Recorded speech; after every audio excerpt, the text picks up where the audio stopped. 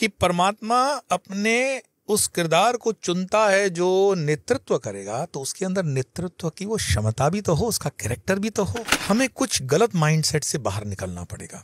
ये मेरा वाला, ये तुम्हारा वाला, इन चीजों को छोड़ करके चलना पड़ेगा। स्वामी जी, मैं चाहता हूं कि आप हमारे देश के प्रधानमंत्री यानी कि नरेंद्र भाई मोदी जी के बारे में कुछ बताइए। सबसे पहले नमस्कार, नमो नारायण। क्योंकि प्रश्न जो है, कई लोगों को लगता है कि ये हम राजनीति की तरफ बढ़ रहे हैं, इसीलिए मैंने हमेशा इस जिज्ञासा को, इस प्रश्न को टाला है कि क्या मोदी जी के विषय में मैं कुछ कह सकता हूं, चूंकि मोदी जी वलसाड़ से, गुजरात से ही हैं और ये यहाँ के प्रचारक रहे थे। लेकिन कभी भी इस बात को हम मिक्सअप नहीं करते हैं। रीजन ये है कि इस देश की सत्ता पर जो भी ऊपर बैठता है, ये सनातन भूमि है और बिना परमात्मा की इच्छा के अगर कहते हैं कि पत्ता भी नहीं हिलता, तो इतनी बड़ी सत्ता पे भी उसकी कोई ना कोई इच्छा होगी। मित्रों, मैं कुछ आप लोगों से अभी जो आज विषय पर बात कर रहा हूँ वो थोड़ा आपको अजीब भी लग सकता है, लेकिन मेरी बात को आप काउंटर चेक जरूर करिएगा कि YouTube और Google पर जब आप देखेंगे, मोदी जी के जितने प्रशंसक भारत में हैं, उनसे कई गुना मोदी के विरोधी विदेशों में बसते हैं। और कई वीडियो तो ऐसे हैं कि मक्का मदीना के अंदर उनके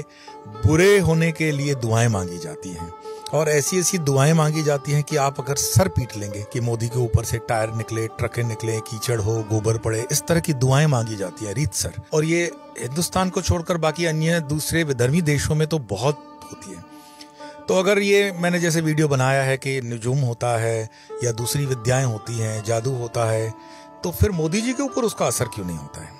ये बहुत प्रश्न हमें पूछा जाता है। तो एक बात, जिसकी विराट की इच्छा के अनुसार हम जीवन व्यापन करते हैं, तो विराट की इच्छा सर्वोपरि है। वो कहते हैं ना, मुद्दई लाख चाहे तो कब क्या होता है, वही होता है जो मंजूरें खुदा होता है। मैं जिन दिनों अभी पिछले वर्ष गुवाहाटी में कामाख्या जी में प्रवास कर रहा था, तो मुझे ऐसे कुछ संतों के साथ मिलने का सौभाग्य मिला जो पिछले 2002 से मोदी जी के लिए बगलामुखी जी का यज्ञ कर रहे हैं। और कोई वो संख्या एक आध नहीं है। मैं आपको इस समय कुछ कारणों से वो लोकेशन और इसलिए नहीं बता रहा हूँ कि यज्ञ में हमेशा से जो पलित आत्माएं होती हैं, शैतान होते हैं, वो विघ्न डालते हैं। हमारे शास्त्रों में भी है ना, हड्डियां डाल देते हैं। तो विधर्मी उस यज्ञों को डिस्टर्ब करने के लिए प्रयास करेंगे।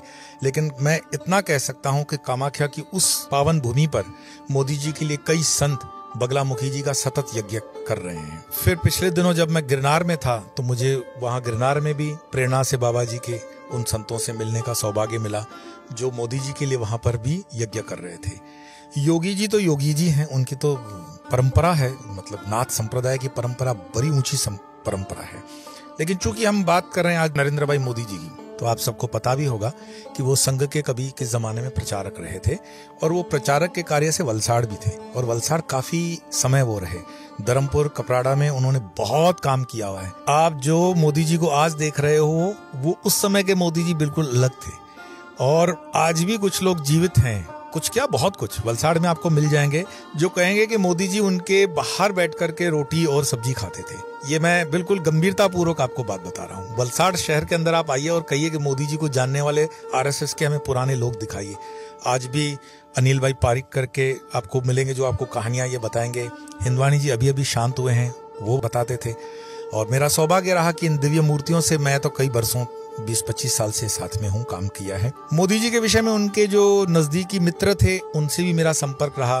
पिछले साल चुनावों के दौरान मैं मोदी जी के पूर्व आश्रम के घर पर भी गया, उनके भाई साहब से भी मुलाकात हुई। लेकिन मैंने अपना परिचय कभी इस तरह से नहीं दिया कि मेरा परिचय क्या है, क्योंकि एक भगवा पहनने के बाद हमारा कोई पूर्व परिचय नहीं रहता है। मोदी जी के साथ मेरा कोई पूर्व परिचय है तो जो ये कह रहा है उसका पूर्व परिचय नहीं है, और जिसका पूर्व परिचय था वो ये नहीं है। तो इसलिए उस पूर्व परिचय के विषय में मैं ज्यादा नहीं बता पाऊंगा। लेकिन हाँ, मोदी जी इतने स्तर पर जरूर पहुंच गए हैं कि हमारे जो गुरु महाराज ईश्वरानंद गिरी जी महाराज, उनका एक वीडियो होगा यूट्यूब पे, आप सर्च करिएगा। ये मैं बात बता रहा हूँ आपको 2014 के पहले की बात है, जब वो मुख्यमंत्री थे गुजरात के। और एक कार्यक्रम के अंदर का ये वीडियो है जहाँ पे ईश्वरानंद गिरी जी महाराज बता रहे हैं मोदी जी की उपस्थिति में, अंग्रेजी के अंदर वो संबोधन कर रहे हैं कि प्रधानमंत्री करके वो संबोधित कर रहे हैं उनको। और फिर वो कहते हैं कि यस, मैं प्रधानमंत्री करके ही आपको संबोधित कर रहा हूँ, मुझे पता है आप अभी बन के तो चीफ मिनिस्टर आए हो, लेकिन आप प्रधानमंत्री बनोगे। इस स्टेटमेंट से आप समझ जाओ कि भारत के हजारों संतों, हजारों ऋषि मुनियों की यह चाहना थी कि मोदी जी प्रधानमंत्री बने। तो मोदी जी को प्रधानमंत्री बनने के लिए ठीक है, एक चुनाव की प्रक्रिया ने काम किया होगा, वो तो ठीक है, लेकिन मैं एक दैविक शक्ति भी देखता हूँ, दैविक लोगों की कंट्रीब्यूशन भी देखता हूँ। और मोदी जी के कई किस्से ऐसे हैं जो कभी मीडिया में नहीं आए, क्योंकि मोदी जी से मीडिया इतनी अभिभूत है कि वो सारा समय मोदी जी के पास रहती है। लेकिन मोदी जी से जुड़े हुए ऐसे अनंत लोग हैं जिनके पास उनके कई किस्से हैं। मैं अपने गुरु आश्रम से आपको ये कुछ चीजें बता सकता हूँ। जैसे उन दोनों हमारे गुरु महाराज बुद्धेशानंद जी महाराज रामकृष्ण मिशन के 12वें अध्यक्ष हैं, वो गुजरात में थे और गुजरात में शायद राजकोट आश्रम के वो अध्यक्ष थे, शायद नहीं पक्का। और फिर ऐसा समय आता है कि बुद्धेशानंद जी को प्रमोशन मिल जाता है कि आप अपनी जवाबदारी बेलूर मठ में आगे बढ़ाइए, और उनकी जगह पे आत्मस्थानंद जी महाराज आएंगे। आत्मस्थानंद जी महाराज जो थे वो राजकोट के अंदर जब पूरी जवाबदारी लेते हैं तो मोदी जी से उनका संपर्क बहुत गहरा बनता है। जहां तक मुझे सुनाने में आया, और ये प्रमाणित भी है, कि वो सन्यासी बनना चाहते थे रामकृष्ण मिशन के। आत्मस्थानंद जी महाराज ने उनको तब प्रेरणा दी कि नहीं नहीं, तुम्हारे लिए और भी कार्य है, बड़ा कार्य है, सन्यासी तो है ही, तुम सन्यासी हो। और आप देख लीजिएगा, ये जो मैं स्टेटमेंट कर रहा हूँ, ये मोदी जी की कोई पॉलिटिकल कैरेक्टर को लेकर के मेरी स्टेटमेंट नहीं है, लेकिन मोदी जी का चाल चलन, उठक बैठक, उनकी जो टेस्ट है, उनका जो सिलेक्शन है, वो एक योगियों की तरह है, एक सन्यासियों की तरह है, एक विरक्त जीवन है उनकी। आप मोदी जी को, हो सकता है आप उनके विरोधी हों, लेकिन आप उनकी ईमानदारी, आप उनकी निष्ठा, आप उनके देश प्रेम, आप उनके राष्ट्र प्रेम पर कभी भी शक नहीं कर सकते हैं। मैं ऐसे मुसलमानों को जानता हूं जो हो सकता है मोदी जी के कट्टर विरोधी हों, लेकिन उनकी निष्ठा पर उन्होंने डाउट नहीं किया। हमारे वलसाड़ के नजदीकी माइक्रो इंक के मालिक रहते हैं गफूर भाई बिलेखिया, मेरे बहुत अच्छे परिचित थे। पिछले कुछ सालों से मैं संपर्क में नहीं आया उनके स्वास्थ्य की वजह से, लेकिन बिलेखिया जी और मोदी जी की दोस्ती जगजाहिर है, बरसों की दोस्ती। मोदी जी के ज्यादा अच्छे संबंध मुस्लिम समुदाय से इतने गहरे हैं कि आप आश्चर्यचकित हो जाओगे कि ये कैसे हो सकता है। तो ये तो एक क्या हो गया कि मीडिया ने एक अपना मेंटल स्ट्रक्चर बनाया कि हम मोदी के विरुद्ध काम करेंगे, एक इंटरनेशनल लॉबी ने काम किया।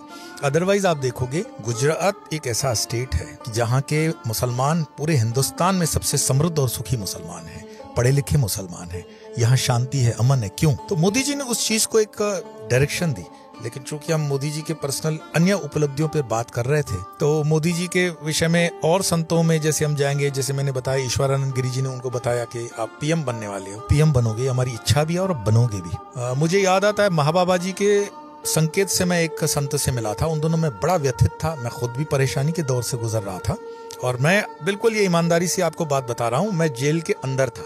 यही भगवा आतंकवाद का केस मुझ पर जो लगाया गया था, गलत केस था। तो एक एसपी मेरे से मिलने आए। आज भी उन जेलों के सारे एसपी मेरे अच्छे परिचित हैं, कई मेरे संपर्कों में भी रहते हैं एज ए स्पिरिचुअल पर्सनैलिटी। चूंकि मेरी स्पिरिचुअल लाइफ अंदर रही, तो मुझे याद है वो एक होम सेक्रेटरिएट से भी एक अफसर था, ये क्वेश्चन सेम ही था।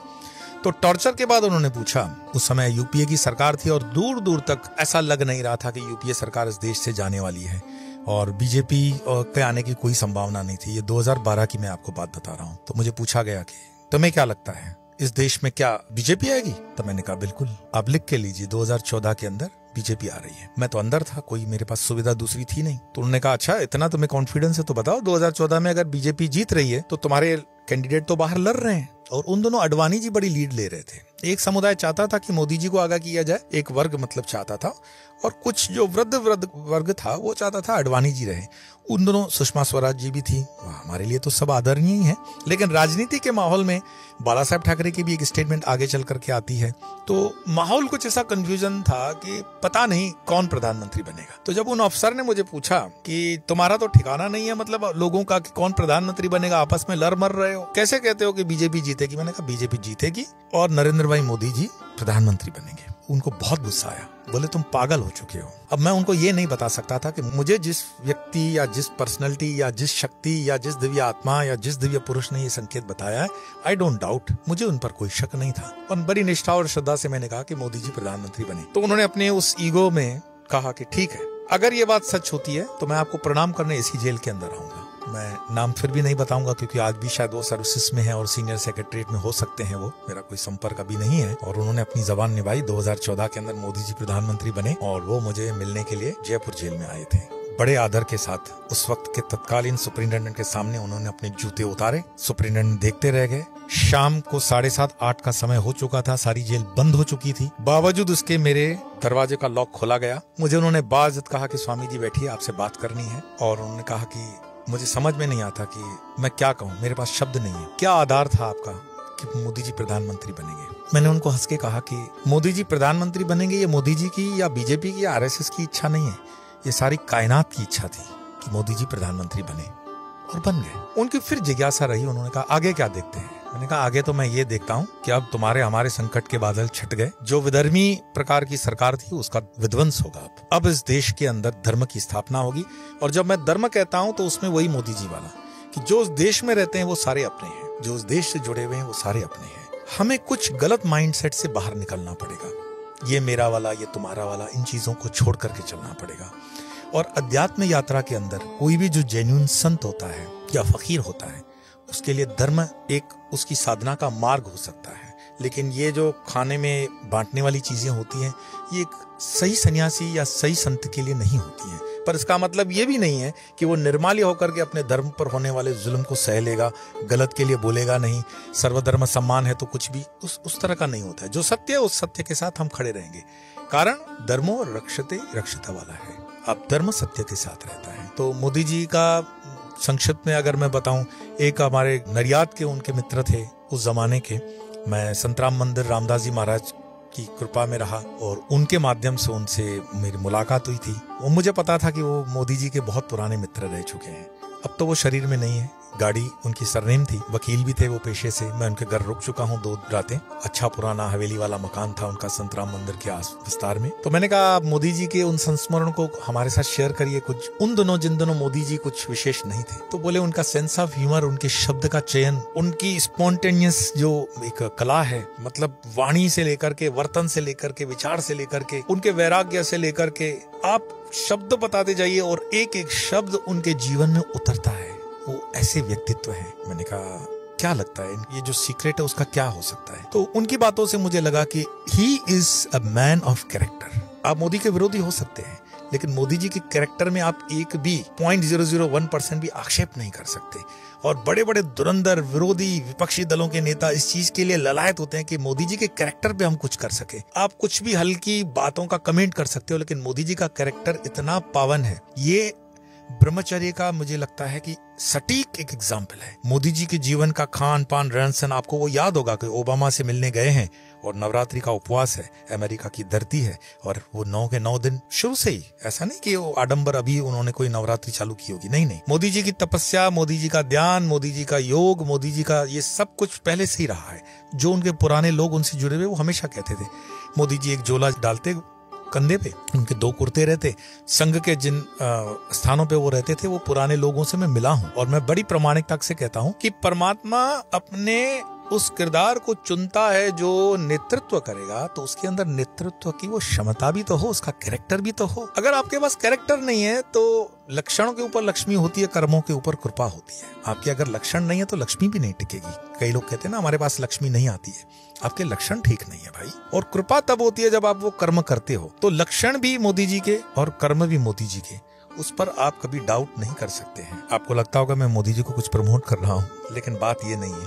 बात यह है कि आप अपने जीवन में जीवंत आध्यात्मिक व्यक्तियों को देखें, समझें और सोचें कि आध्यात्मिकता क्या होती है, ब्रह्मचर्य क्या होता है, जीवन में चलने का क्या तरीका हो सकता है। माँ के प्रति आपने उनका प्रेम देखा, ये प्रधानमंत्री बनने के बाद नहीं था, शुरू से ही वो माता के लिए उनका वो स्नेह, वो प्रेम रहा। और माँ का भी आपने कैरेक्टर देखा होगा। अगर ये दूसरे दल की माँ होती ना तो आज तक तो दिल्ली में उनके नाम पे 50 का चौक बन गए होते।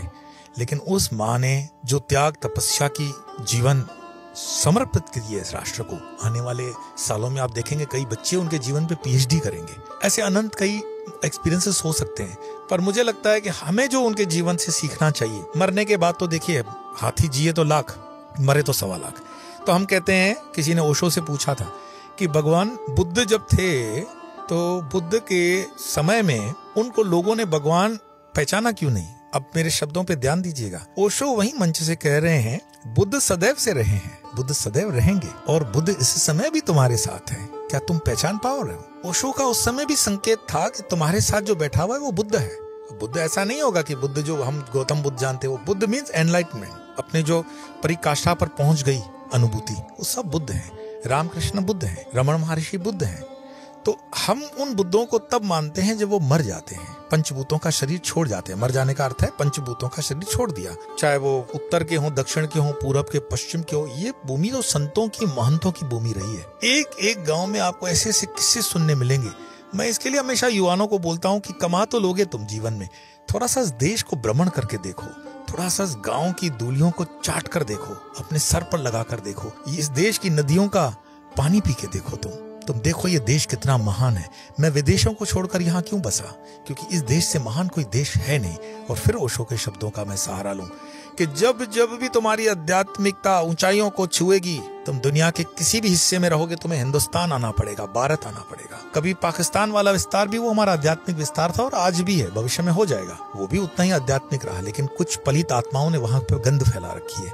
बांग्लादेश का तो सुनो राजधानी ढाका है, माँ ढाकेश्वरी के नाम पर ढाका, तो चैतन्य भूमि है, वो शक्तिपीठ है। श्रीलंका में जाइए, राम की भूमि, श्री रावण की भूमि। मैं श्री रावण बोल रहा हूँ, बड़ी गंभीरता से बोल रहा हूँ। आप रावण जला करके जो देखते हो और तमाशा लेते हो या अपशगुन करते हो, कभी भी रावण जलता हुआ मत देखना, क्योंकि रावण की जलते हुए देखने की आपकी काबिलियत क्या है? महापंडित है वो। उस महापंडित के आदर में हाथ जोड़कर खड़े हो जाओ, जिसकी मृत्यु का कारण स्वयं श्री राम बने, वो साधारण नहीं हो सकता। तो इस तरफ जाइए। चाहिए नेपाल, गोरक्ष की भूमि है। आज भी गोरक्ष के नाम से गोरखे होते हैं, गोरखा समुदाय गोरक्ष के नाम से शक्तिपीठ हैं। तो ये भारत का जो मानचित्र है, ये अपने आप में पूर्ण रूपेण एक ज्वलंत प्रज्वलित शक्तिपीठ है। और यहाँ पर पैदा होने वाला ब्रह्मानंद जी जैसे महाराज कहते हैं, रामकृष्ण परमहंस के मानस पुत्र, कि वृंदावन और काशी में अगर किसी का कुत्ते का भी जन्म होता है ना, वो जन्म भी तुम्हारा ऋषियों के ऊपर का जन्म है। ये भूमि ऐसी है। यहाँ का अगर तुम जूठा अन्न भी खा लोगे ना, तीर्थों का पावन हो जाओगे। यहाँ की नदी में बहता हुआ एक एक बूंद बूंद पानी अमृत है। यहाँ की चलने वाली पवन में गीतों का जो चलता है, भागवत रामायण की चौपाइयां हैं। तो ये इस देश की विशेषता है। मैंने मोदी जी का मात्र इसीलिए उल्लेख किया ताकि इस शरीर में आप जो कहते थे कि किसी ऐसे दिव्य पुरुष के दर्शन करें, मोदी से स्टार्ट किया है और कई ऐसे महापुरुषों को आपके सामने लाऊंगा जो शरीर में इस समय आपके पास है। आज इतना ही, फिर मिलेंगे इसी चैनल पर। स्वामी योग। नमो नारायण।